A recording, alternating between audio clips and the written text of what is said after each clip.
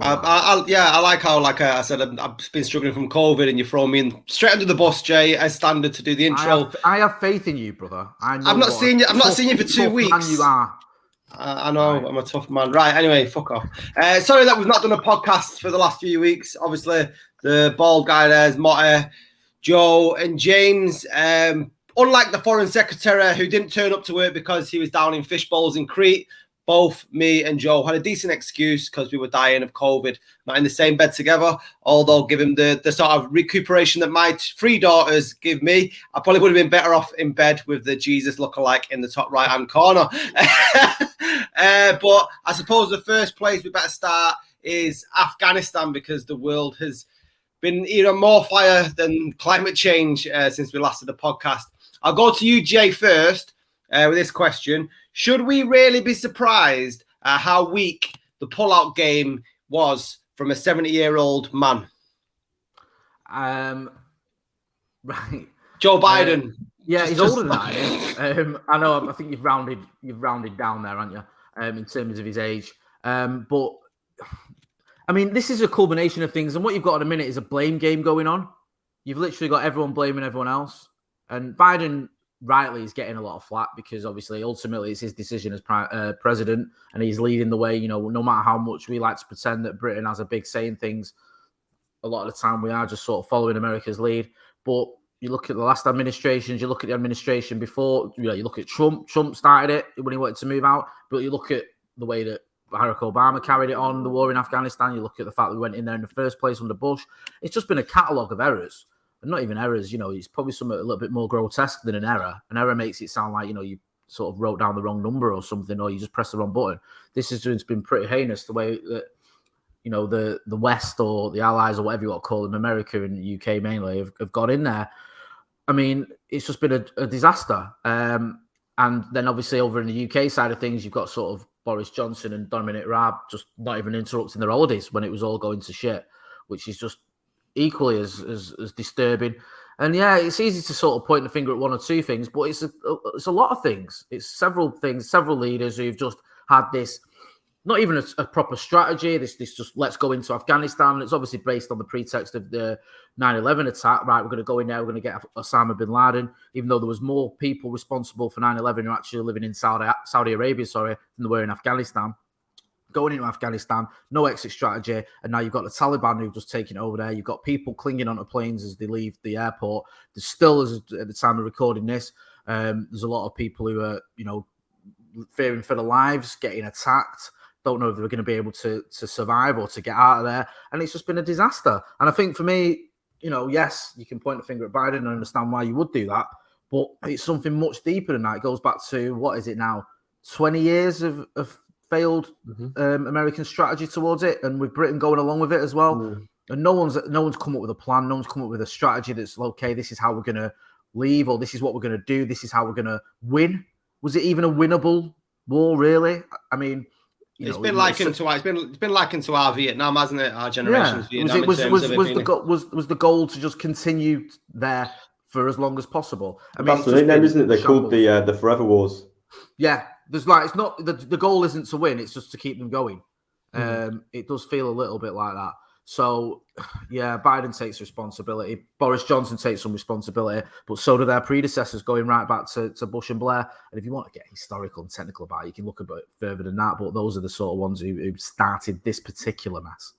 Yeah, it definitely is the Spider-Man meme minute where Spider-Man's just pointing his finger at himself, and that's pretty much what it seems like. Joe, was it ever going to be a good time to sort of come away from Afghanistan?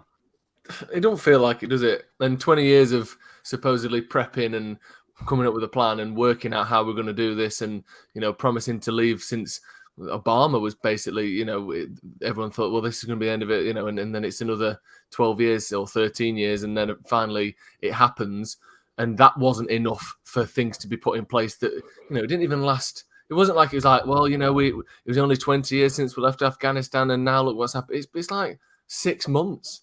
It's literally like, I've got food in my freezer that was there before they pulled out, and already it's still there, and it's been, completely taken over by the Taliban again. It's like it wasn't as though anything was sorted like the way it was supposed to be sorted. So there's part of you that thinks like, I'm not a military strategist. I don't have the answer as to how this could have worked better. But obviously, even the people who supposedly didn't have a clue either across multiple countries, multiple administrations. Like I said, this is a generation's worth of a war now. This isn't just, 2 or 3 years and, we made a mistake, let's backtrack. This is 20 years of doubling down and it was the right thing and send more and do this and extra this. We found this and here he is and, all this stuff that we've seen over the last 20 years.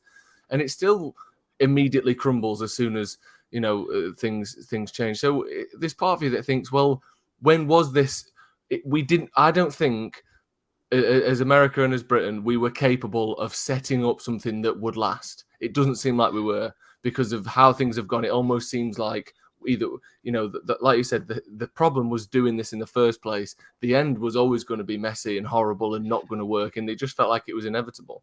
Yeah, I mean, the fact that they went in there with sort of no real plan of attack, and it's like what Jay was alluded to, most of the people who were involved in 9/11 weren't even in Afghanistan when the US invaded it.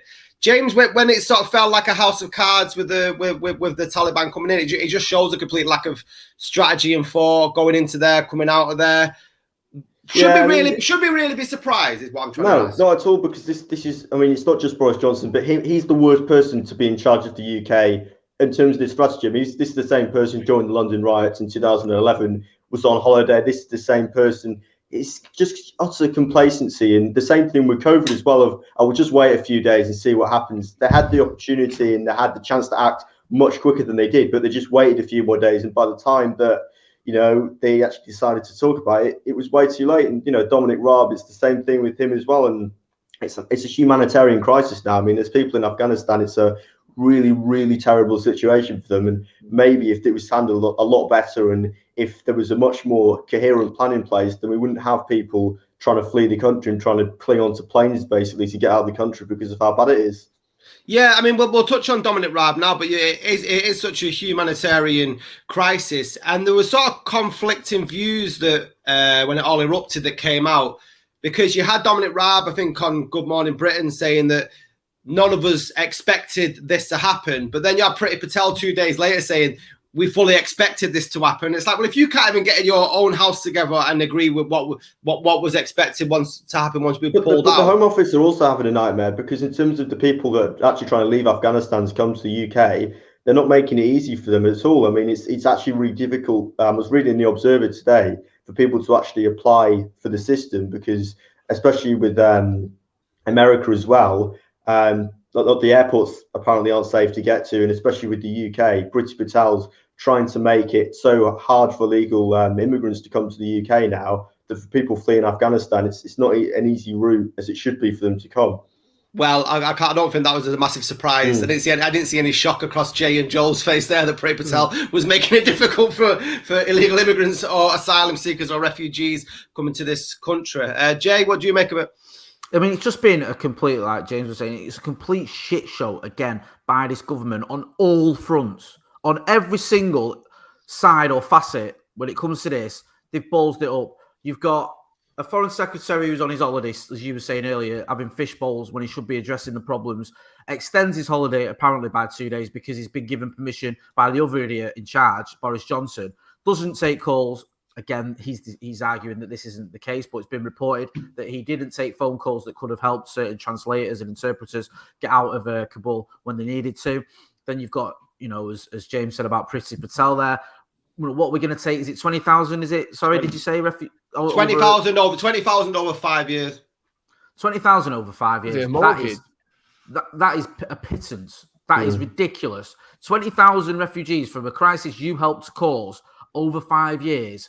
You could fit 20,000 people into Trafford tomorrow and it wouldn't be an issue. Do you know what I mean? That's just ridiculous. So let's not pretend that we're doing anything right here. We've just been an absolute disaster from top to bottom. And you know what? I feel sorry because I know people that, we all do. We know people that fought in Afghanistan, that thought they were fighting for something, to bring democracy, to help fight the Taliban. And, they're looking at it as in what was the point in that? People who've lost loved ones, lost lives. There's people obviously there stranded. There's people getting, victimized now because they stood and fought against the Taliban and were promised that they'd be backed and the Taliban wouldn't be an issue. And then you've got this absolute lip service to we're going to help these people by offering, what is just a disgraceful amount of refugees. And I see that there's been local councils and people who've come out and said, we'll take them, we'll offer to house Afghans, which is great. It feels a little bit like the Marcus Rashford situation where you had individuals and councils and charities saying, actually, we'll give money to this, we'll do this. And you've had that now. But the government has just been shocking again. And it just amazes me how many times this government can get away with being so inept and still stay in power. And I think that the sad thing is, with all this going on, again, you look to the opposition, and I don't want to make this all about Keir Starmer because I often end up doing it. But where's the opposition in all this? You just got, again, he had a fairly decent Prime Minister's question times, I thought, Keir Starmer, but you just get the impression that the government will get away with this and probably win more seats in the next election. And also Raab as well. I mean, people are saying, oh, well, he's entitled to his holiday. This isn't someone that's phoning them saying, oh, the photocopy is broken. Can you fix it, please? Like, it's a different situation to what your workplace probably is. This is someone that's the Home Secretary, that's trying to sort this, And also, before when we were talking about the vaccines and stuff, and I mentioned about you can kind of understand why the Prime Minister would be able to do his isolating thing on this new platform because it's his job is particularly important. Maybe he gets put first preferential treatment. It's a bit sort of me versus them, but I kind of understand it because of how important it is. On the same coin, that means you don't get a fucking holiday every so often. Maybe you have to skip the holiday or come back early because if you want the other benefits and this sort of the power and I get to be in charge, you have to put to one side suntans on the beach. You have to put that to one side while that's your job. While you're the Prime Minister, while you're, whatever you are, you don't get to have the laid back, chilled out, I'm just going to nip to Argos lifestyle that some people have. You actually have to fucking do stuff when you don't want to because that's what you've signed up for. It does my head in that so much. Like I'm going to extend my holiday for 2 days. Also, who's got the money to do that? Just ring up the hotel. Yeah, I'll have another 2 days, please. Most people's holidays require a bit of planning, not just extend it while I'm on it, like I'm on a phone contract and I want a bit more data. It makes it easier when you've got donors to the Conservative Party that run the testing providers on the way back as well. Yeah, well, there you go. But it's just what I mean. It's a mixture of sort of corruption and just incompetence in it, this government. That's all it is. And we say it every time we're on this podcast. And it's another issue. And it's, it's usually around COVID. When it's not around COVID, it'll be around school meals. When it's not around that, it'll be about immigrants. Or asylum seekers. When it's not around asylum seekers, it'll be about wars that we're involved in. It's just on every side of it. You just see more and more just infuriating behaviour. And it's like you said there, it's like a race to the bottom with these. It's like, Boris Johnson's crap at his job, but so is Priti Patel, so is Dominic Raab. Matt Hancock, he was terrible at his job for a year, only lost it because he got caught being videoed getting off with his secretary or whatever it was in the cabinet, not in the actual cabinet, but in a cupboard or whatever it was in the hallway. That was what cost him, not the fact that he was a terrible health secretary. And it's the same with Dominic Cummings. He broke all the COVID rules. That didn't do for him. It's when he fell out with the Prime Minister's girlfriend that he actually lost his job. I mean, it seems no matter how badly they perform at the job they've been given, like other people have said, which is a kind of important role they've got, like in charge of foreign policy or in charge of the health of the country or whatever, no matter how bad they are at it, they seem to keep the job unless they're involved in some arguably minor scandal that most of us don't even care about. Yeah, I mean, just get one thing right, though. It's like when you reel, just get one thing right out of everything you've reeled there. It's like when my youngest is 3 years old and she can't catch for shit, but I keep throwing her a ball in the hope that she'll catch something. Every single encounter that they get, they just seem to fall flat on the face. And like you said, get away with it time and time again because Keir Starmer is just a waste of fucking space. And I know you like ranting about him, Jay, because you just out of your infuriation about what a lack of opposition he is. But it's just ridiculous, isn't it? I think he's just there just because they need someone to be in that position. He's not going to challenge. There's no way that he's going to get in. No, I mean, if you've seen the latest sort of big push he's doing another. I don't want to make this all about Keir Starmer because obviously we're on a different subject, but like the latest sort of push that he's doing, it's almost like another rebrand because the Labour Party, whenever there's an issue, just seems to go through rebrand after rebrand. And he did a tweet yesterday, and I'm just reading it here, and it says, this is just sort of shite that he comes out with. I came into politics to change lives. I didn't come into politics to be in opposition. In order to win the next election, Labour has to win the future. With my leadership, we will. What does that mean? What does that mean? That's meaningless. And I know, like, all politicians have to make statements and speeches, but that's all he's got is just his platitudes, and it's just nonsense. And it's like, what are you on about? That sounds like the sort of the slogan of some sort of Tom Cruise character who's running for office in 2099. To win the election, you must win the future. This is tomorrow, That's what I mean. Like, come on. What is that? Be a bit more hard hitting bullshit. Yeah, have us something tangible we can hold on to, and, like, you know, give us an offer of something, not just, you know, your future is ahead of you. That sort of nonsense. It's that sort of stuff that, you know, that you just think, what? No, that doesn't mean anything. Just shut up. Another thing you'd see in like a prospectus for like a sixth form college. Oh, yeah, it is, isn't it?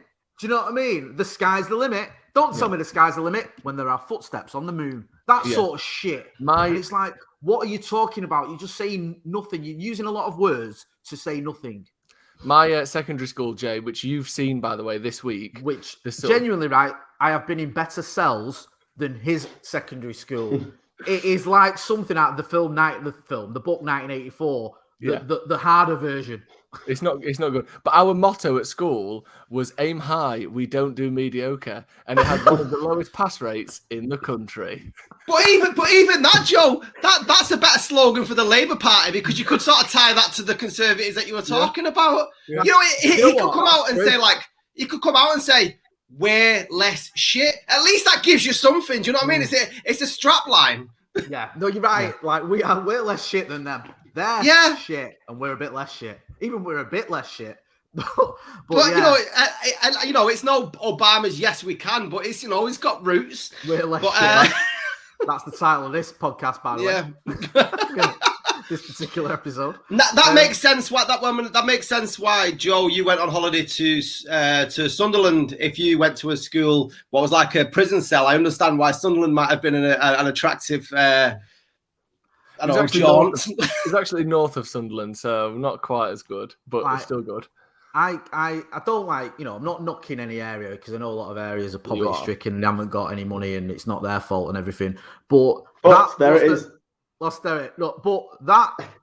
school that you showed me, Joe, was the least welcoming building I have ever seen in my life. It was literally like a Soviet prison.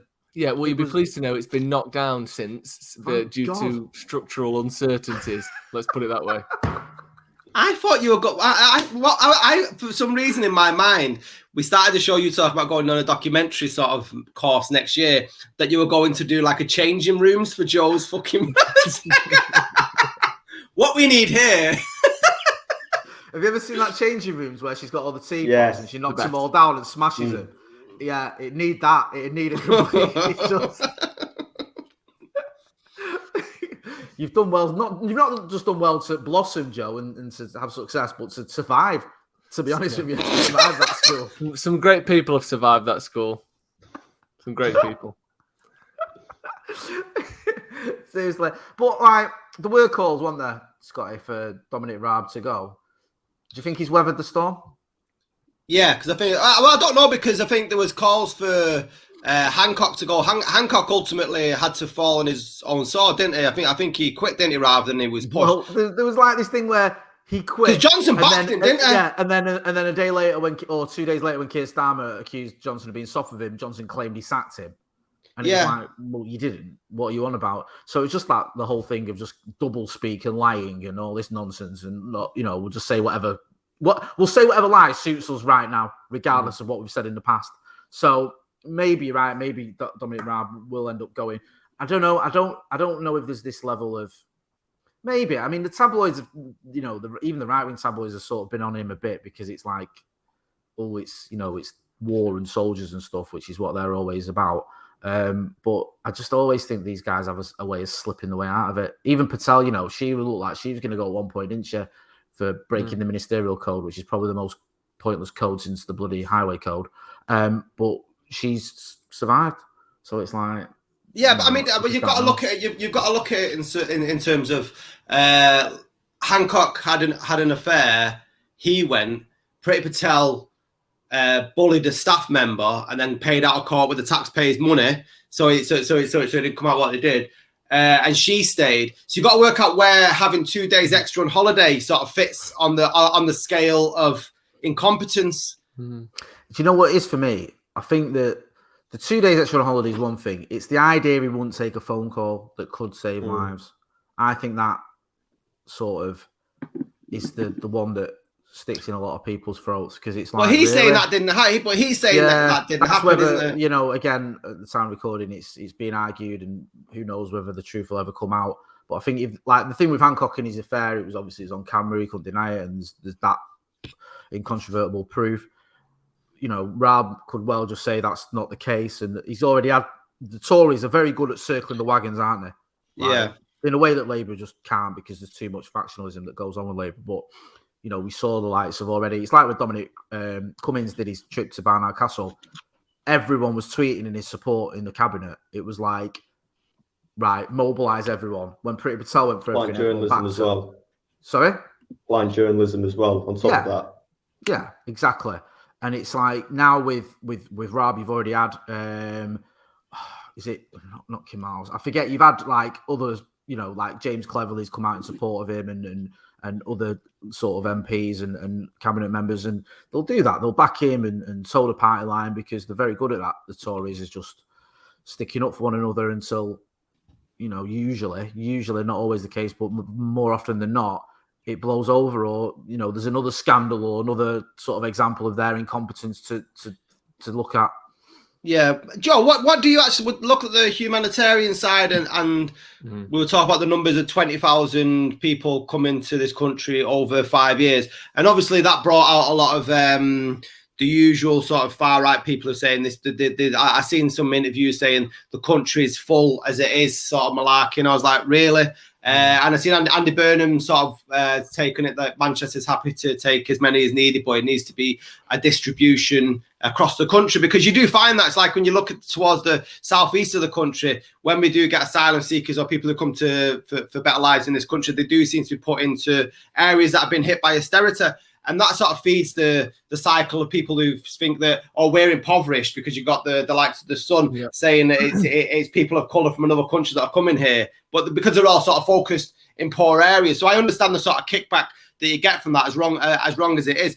But just on a quantity sort of size, it's like when World War II kicked off, and I don't like referring to World War II, but we should do in this case, is that Britain welcomed in 78,000 immigrants just at the start of the war, and now it's like and that's during wartime. So obviously our country was a lot poorer during that time then, and now we can only take in 4,000 over 5 years. And then where are these other 15,000 people going to be if they can't be in Afghanistan, because they're getting shipped out to other countries and then they've got to go through the whole process? It just seems a really low number.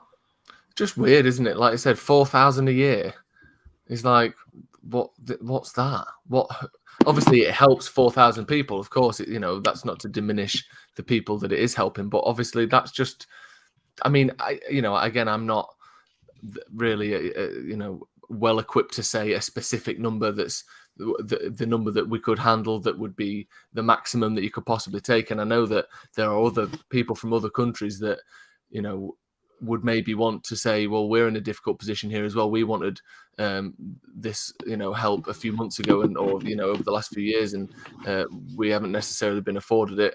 But it just seems as though it's almost a token gesture, doesn't it? It's like, what's the lowest number we can say that people on the left wing won't riot and people on the right wing won't say, bloody hell, what how many we're taking? Like, there's a sort of a middle ground that they tried to find, I think, that isn't based on helping people. It's based on votes, because that's what everything's based on. It's, we can say we helped for the people who are centre and maybe slightly centre left, and we can say, we didn't up this metric in terms of immigration or asylum seekers. When it comes to the people who didn't want anyone to come in, we can still get their vote as well. It's all based on that, and it just doesn't. Nothing seems like it's for the sake of the people it's for. It's for the sake of the people making the rule and making the decisions in the first place. It's all self-preservation, and it's just shit.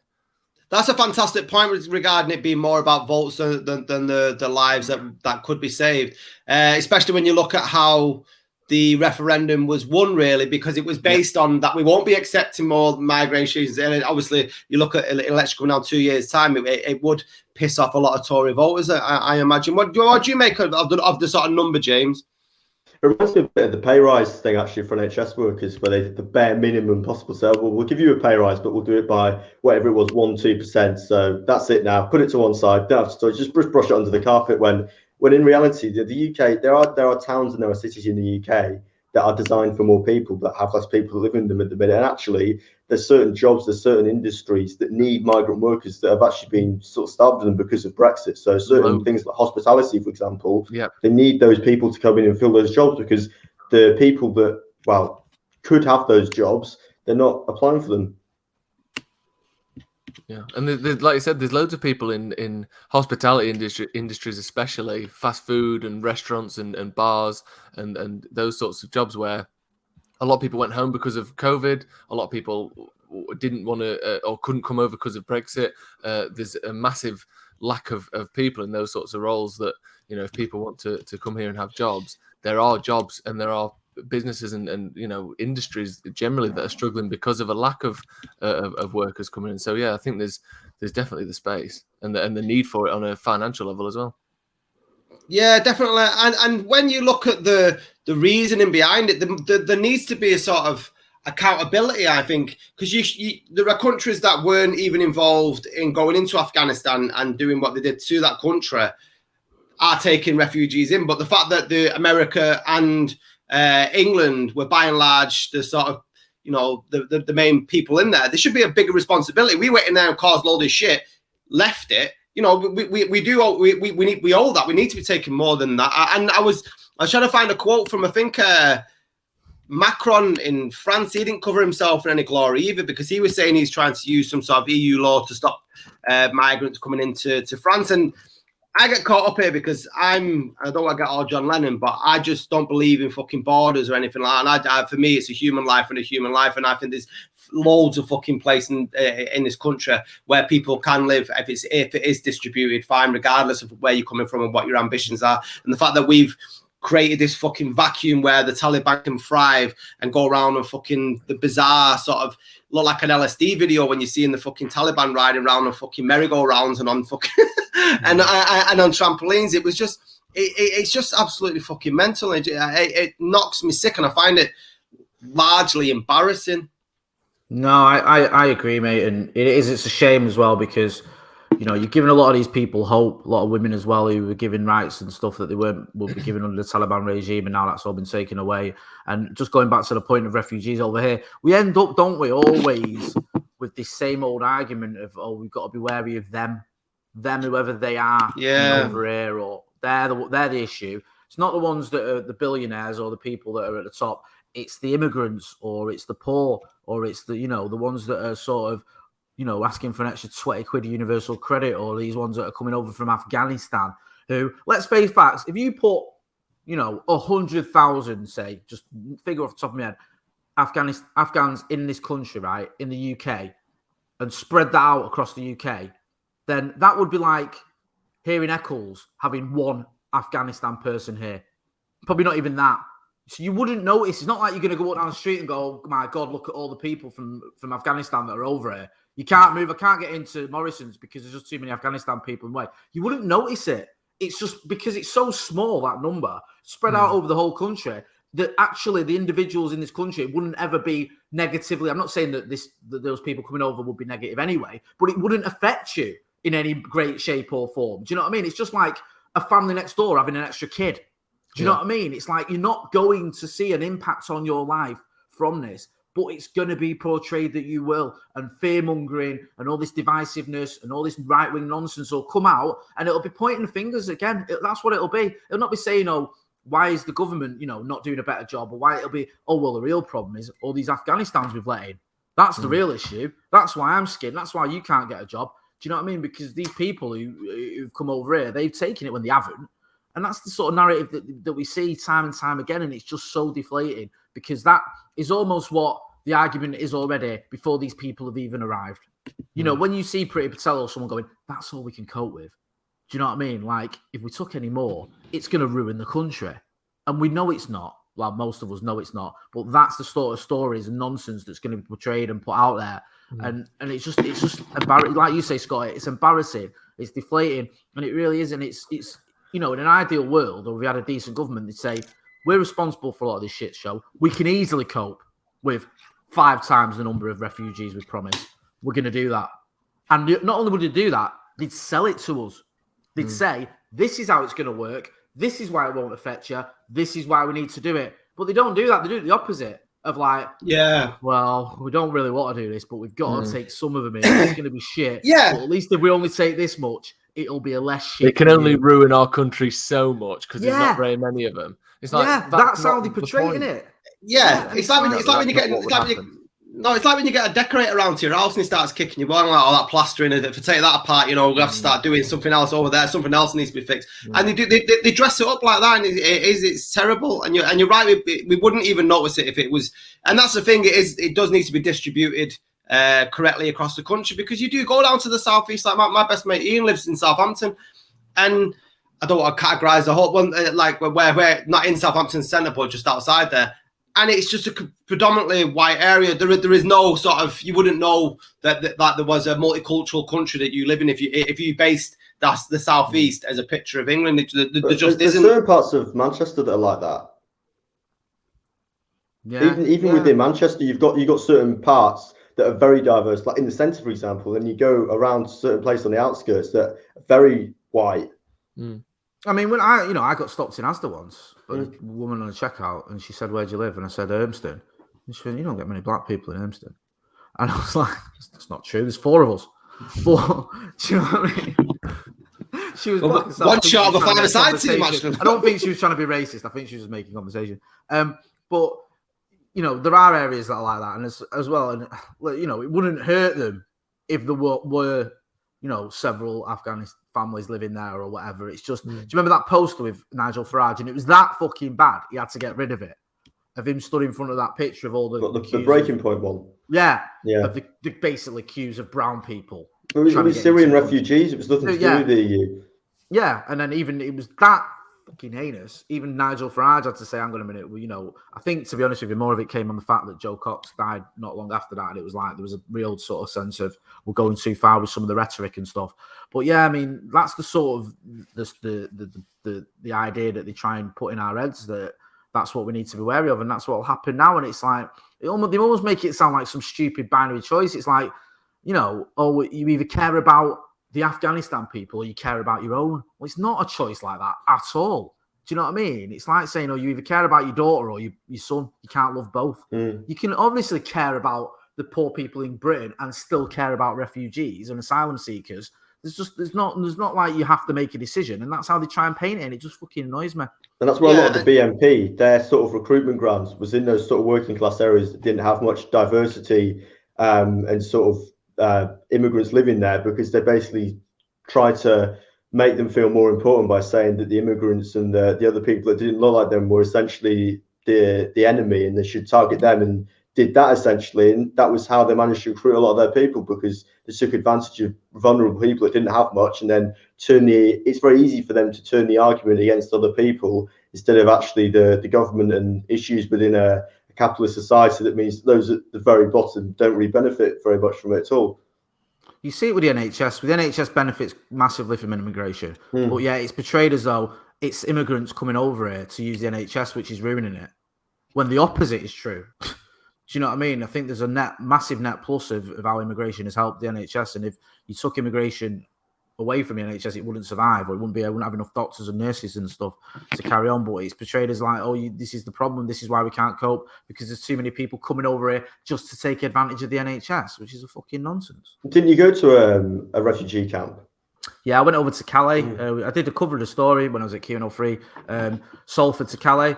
And then, to be fair to her, fair play to the woman who organised it, she put it on me. She was like, why don't you come with us? And I was like, right, okay, fair enough. Because they were taking, basically, it was just this woman who lived in Salford who decided to do an aid run to Calais. So I did. I spoke to my boss. He was like, yeah, she went down there. We drove with him in a convoy from Salford to Calais, taking all blankets and food and nappies and all that sort of stuff. Went to the refugee camp in Calais, and it was fucking heartbreaking, man. It was horrible. Seriously. You know, I've had times in my life where I've been beyond skin, but this was something else. It was just tense and like huts made out of corrugated iron and stuff. There was pregnant women there. There was like a camp for women, a camp for men, and it was just grim, man. And you think, you know, for these people to put themselves through this and to come and live here, God knows what they were escaping. Do you know what I mean? They've not come here with the families because life was great over there. They've come here because it was either die or come and, you know, do this. Yeah. And they were queuing up and just being given like, you know, what barely constitutes a meal. Do you know what I mean? And it was so devastating. I remember chatting to one woman who had a lad with her, and, you know, I'd not long had my son. And I was just thinking, you know what, you obviously do anything you can for your family, and this is what she'd done. And yet these people were being demonized by a lot of the right-wing media, and I just think you just out of order. It resembled, and I'm not trying to be crass here, it was like, you know, the day after a festival where you just got tents and fucking shit and filth and rubbish and just shit, basically. But that's when people's left, though. That's not their living circumstances. Yeah. No, but it was like the day after, mate. That's what I mean. If you've ever seen the pictures of a day after Glastonbury or whatever. It's just a mess. And there's like little tents and stuff. It was like that, but this is what these people were living in. And it was like, and these were the people that were being criticised, and for what you're criticising them for. They obviously they haven't left paradise to come here. Do you know what I mean? They've probably been given a choice of die or come and try and make a life for you somewhere else, and we'd all do the same, I think. Why would you cross the channel in such a dangerous position if you were doing it just for like NHS tourism or to take the arguments just don't make up. People say, well, why don't they just stay in France? Well, it's not that easy if you've got relatives in the UK, or if you only speak English, or there's a multitude of different factors which makes people want to come to the UK. It's just not as simple as a free health service, because there's other countries that have a free health service as well.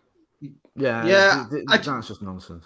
This is the fundamental flaw with nationalism for me, is that where over the years we've had this rhetoric, especially during Brexit and UKIP, where we are tarnishing people just because they're from another country, or that they want to do better from their lives and flee war-torn countries. That there's some difference on a human level from it, and it just knocks me sick. And like a very good friend of mine, Bilal, he went to, they used to call it the jungle, didn't they? That's what they called it in Calais, wasn't it? That's what they that's it, mate. That's where I went. Yeah. So he went there and shot a video, and he also went out and spent a month in fucking Jordan.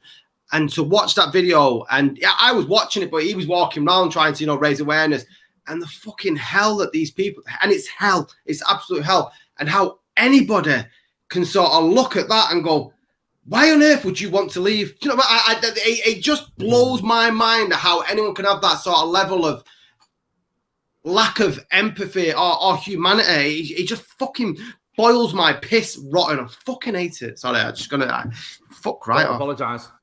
Yeah, no, I completely agree. And, you know, in a sort of perverse way, I was glad I went there. I'm not going to pretend that I had a massive experience of it. I spent the fucking day there and then came home the next night. So it's not like I'm, you know, some sort of refugee expert or whatever. But just to see it firsthand was pretty eye-opening.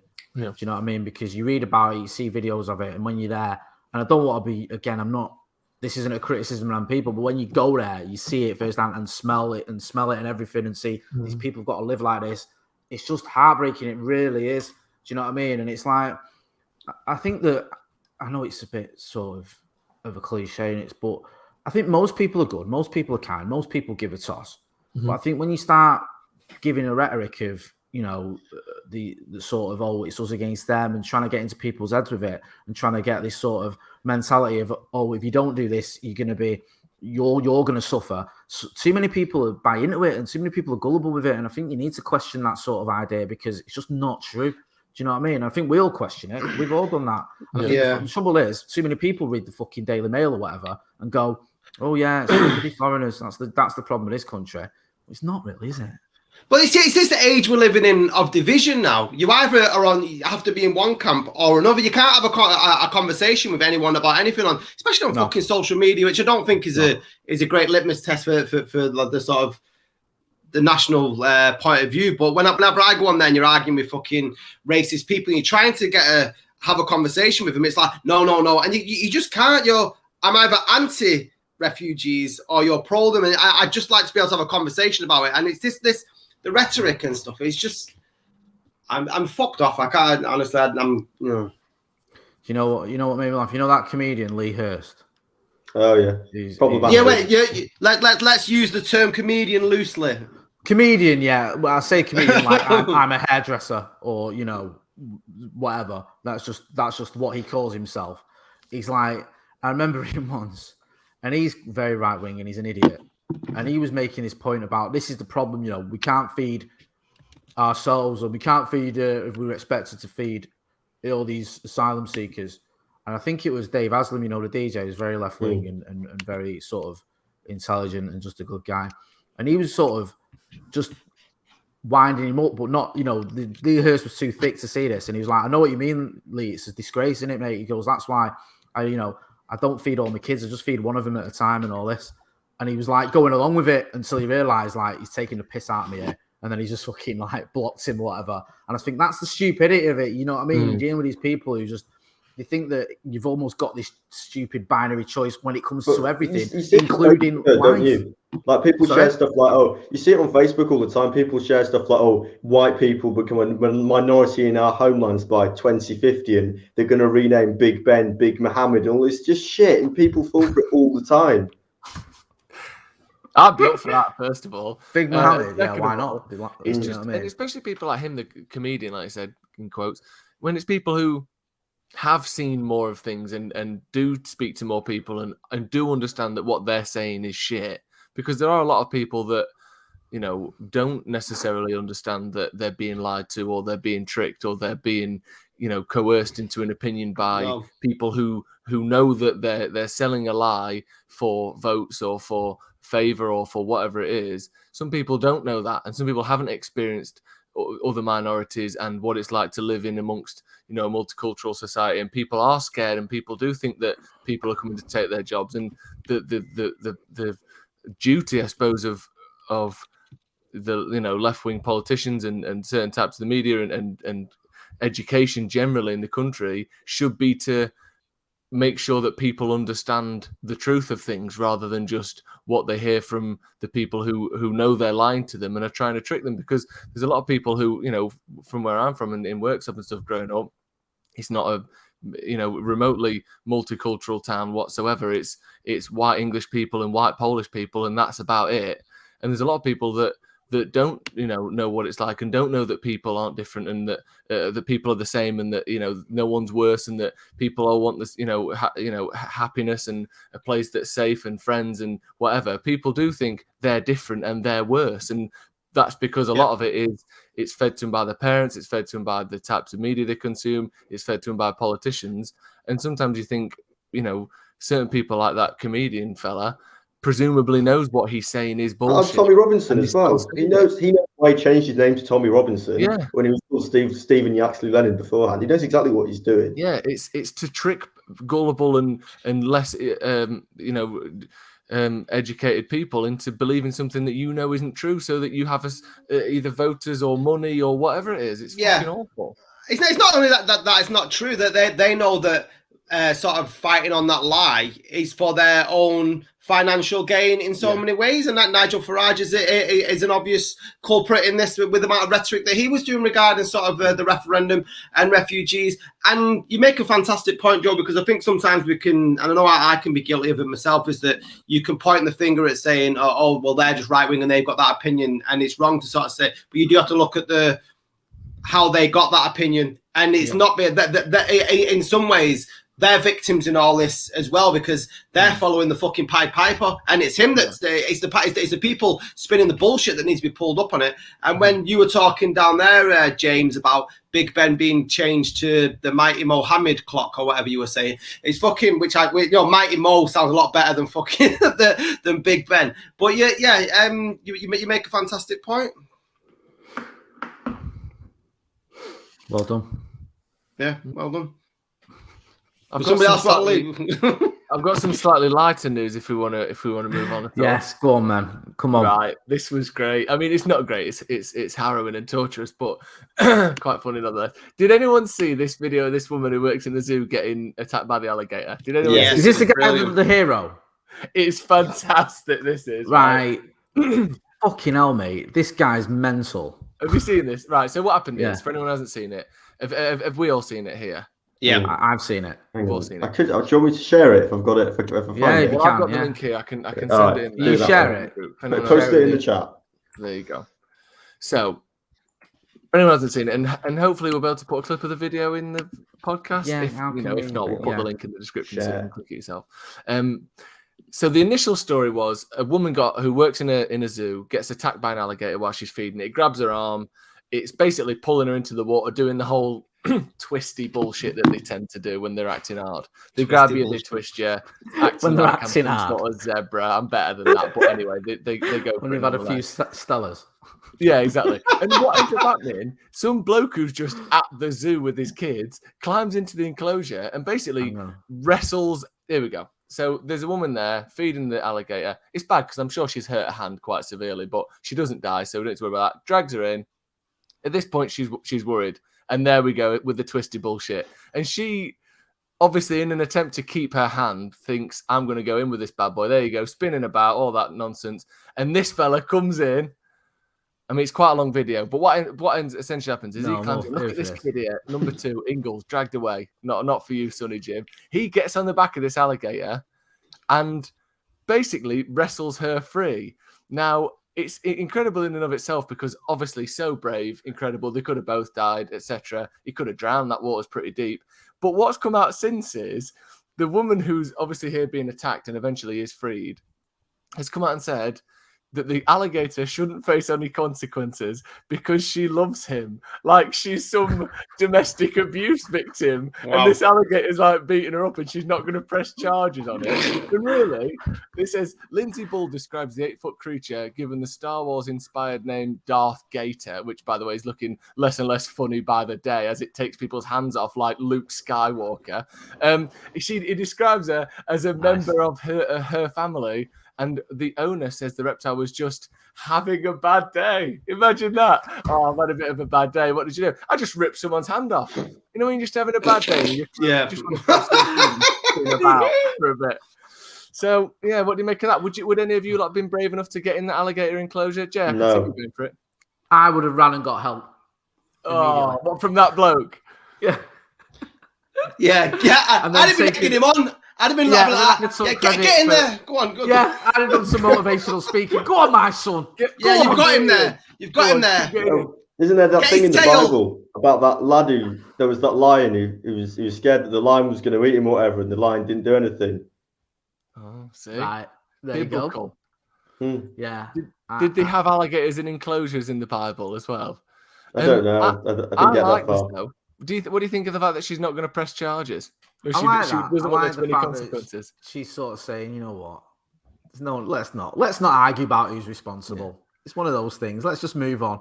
Quite like that because and also let's be honest. If you've got an alligator, part of the reason why people pay and queue to see an alligator, part of the reason why alligators are sexy, I'll say it, is because they might grab you and they might spin you about, and that might be the end of you. That's why we like them because they're dangerous. Exactly. Do you remember those guys in Vegas at the Tiger Show? Is it Siegfried and Roy? I know. Yeah, I know. Yeah, like they got attacked once, didn't they? One of them did. Yeah. And like that's why people go and watch that show. Just the off chance that this might be the night that the Tiger. Are you saying that you enjoyed Steve Irwin's death? No, I mean, no, absolutely not saying I love that, by the way. What a question that was. What sort of tracking journalism was that? Yeah. Jay, are you saying you enjoyed the death of worldwide icon and animal lover Steve Irwin? Are you saying you enjoyed that based on your previous comment? So Jay, basically you're saying that you think pedos are all right. Yeah. Hang on a minute. What a leap.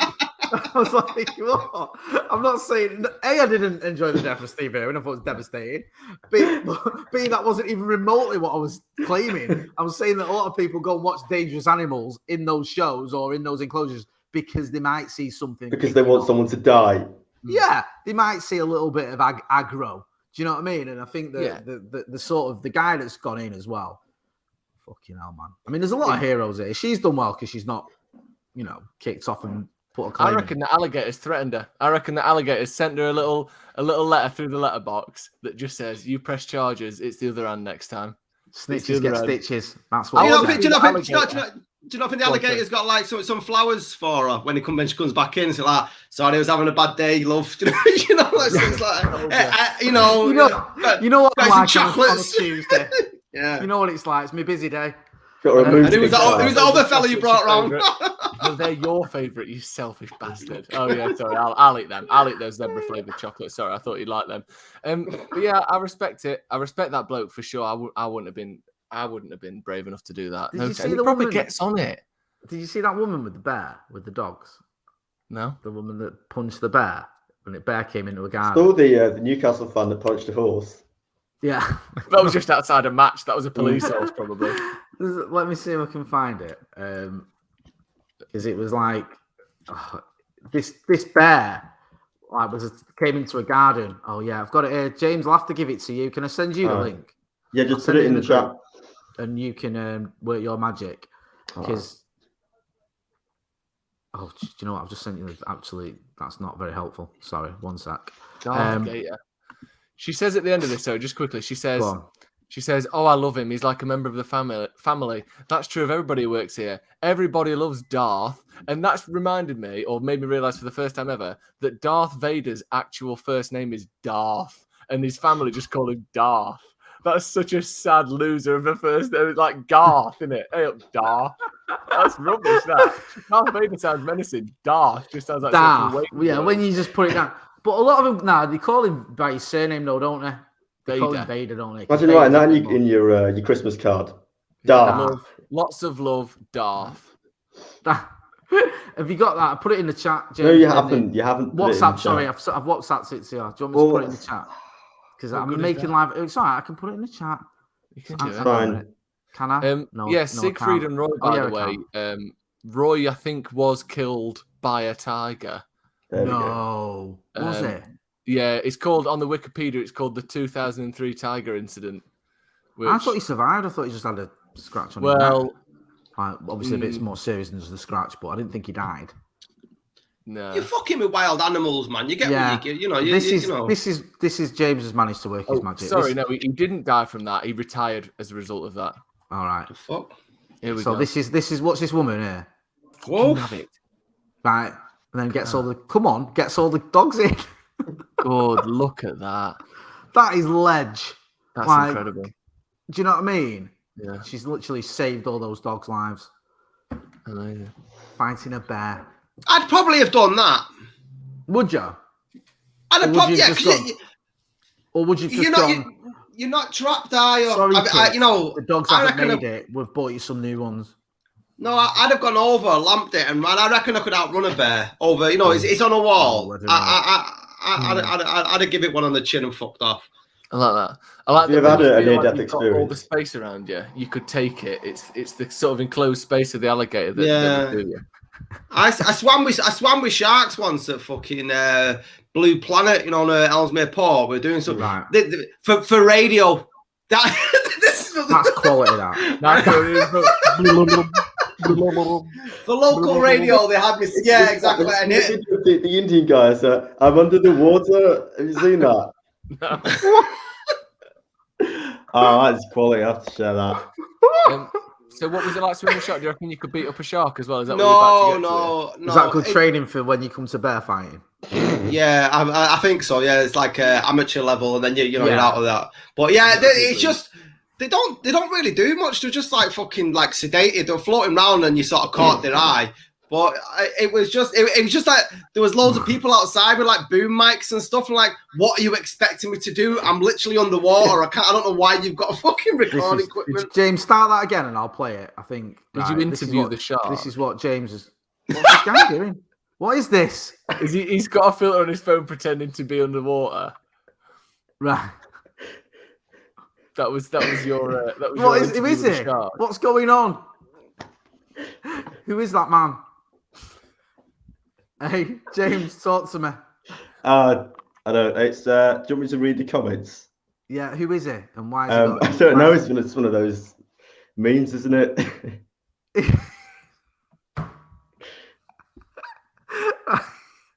I thought there was some concept like he was doing something. He just basically got a filter on his phone and he's gone viral. Yeah. Right, he's made it work. Did it sound good? Your shark swimming thing on the radio? No, I don't think so. It was just was the shark. It was like a bit before and after sort of thing. Are you scared? Yeah, get in. Were you scared? Yeah, and that was pretty much it. And you know what local radio works? It's just that I don't know how they pitched it, and they actually got like a local. They got because a lot of local radio, commercial radio runs an advertising, and they got like a local car dealership to sponsor me going into a fucking. I've done them stories where it's like they sent me once to the Moors, you know, because the Moors murderers. Keep it light. And I was but I'm going to keep it light. But I was stood near the Moors, just on my own recording site.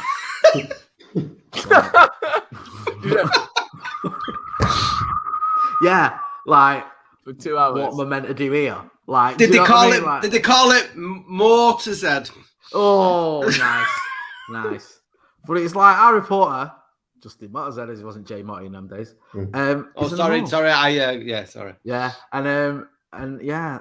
But I remember interviewing this professor once at Salford Uni, and he was doing something on the Armistice 1918 anniversary, and he'd gone to Bruges, to the woods in Bruges where they fought, and he'd recorded the silence. I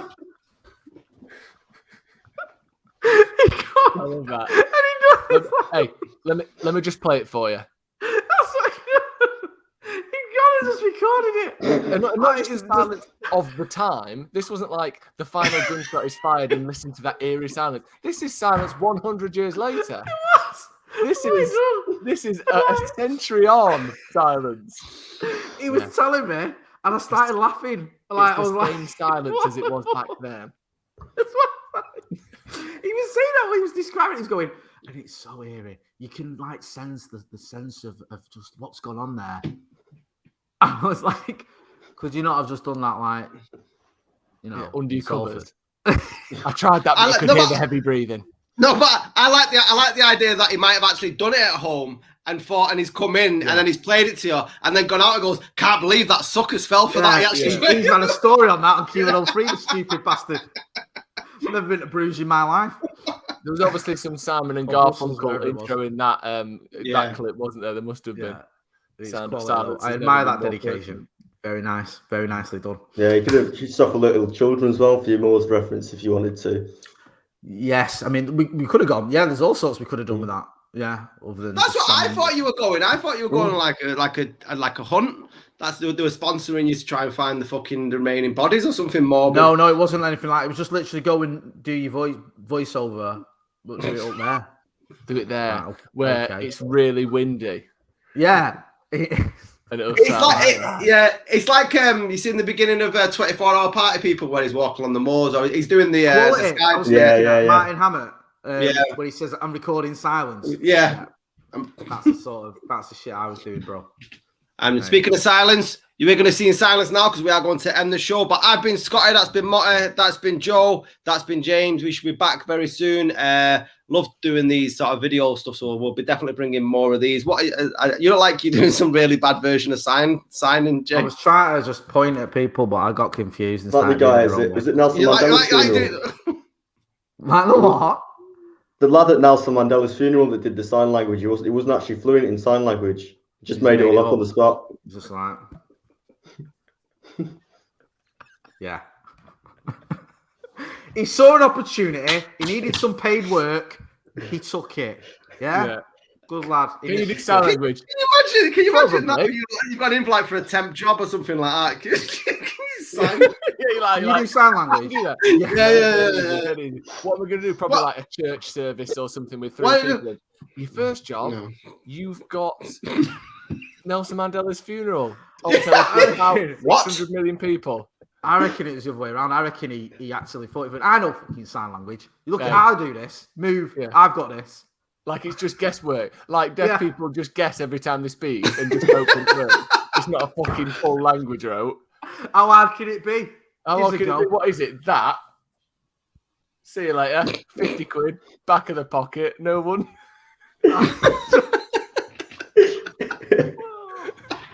Crying. Can you imagine that cash in hand job for Nelson Mandela's funeral? Brown envelope. Say cash job there, cheers. What's next?